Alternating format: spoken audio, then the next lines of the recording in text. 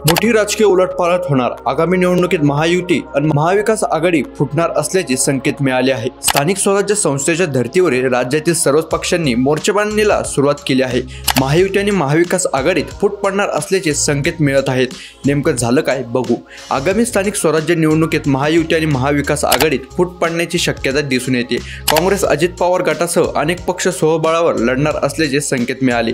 काही ठिकाणी युती व बहुतांश ठिकाणी कालचे मित्र आज विरोधक म्हणून आमने-सामने लढायची संकेत मिळाले। झालं असं, आगामी स्थानिक स्वराज्य संस्थेच्या निवडणुकीमध्ये महायुती आणि महाविकास आघाडी यांच्यामध्ये फूट पडू शकते अशी शक्यता वर्तवली जात आहे। लोकसभा विधानसभा निवडणुकीप्रमाणेच महानगरपालिका निवडणुकांमध्ये पक्ष एक संघ राहणार नसल्याचे काही नेत्यांच्या वक्तव्यावरून स्पष्ट होत आहे।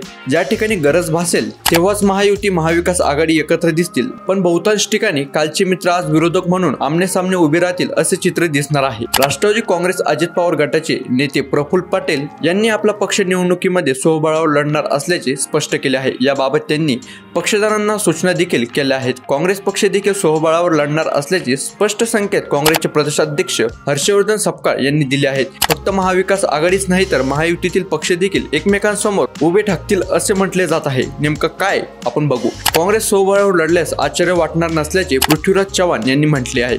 शिवसेना ठाकरे गट आणि महाराष्ट्र नवनिर्माण सेना यांची युती असल्याने उद्धव ठाकरे महाविकास आघाडीतून बाहेर पडणार अशी चर्चा आहे। आपण स्वबळावर लढले पाहिजे, तसे केल्यास मोठे यश मिळेलच असे नाही, पण त्या निमित्ताने पक्ष प्रत्येक ठिकाणी पोहोचेल अशी काँग्रेसची भूमिका आहे। मुंबई महानगरपालिकेत महायुती एकत्र असेल, पण ठाण्यात एकत्र दिसण्याची शक्यता नसल्याने मुख्यमंत्री देवेंद्र फडणवीस यांनी काही दिवसापूर्वी म्हटले, पुणे पिंपरी चिंचवड येथे स्वातंत्र्य लढण्यावर अजित पवार गट जोर देत आहे।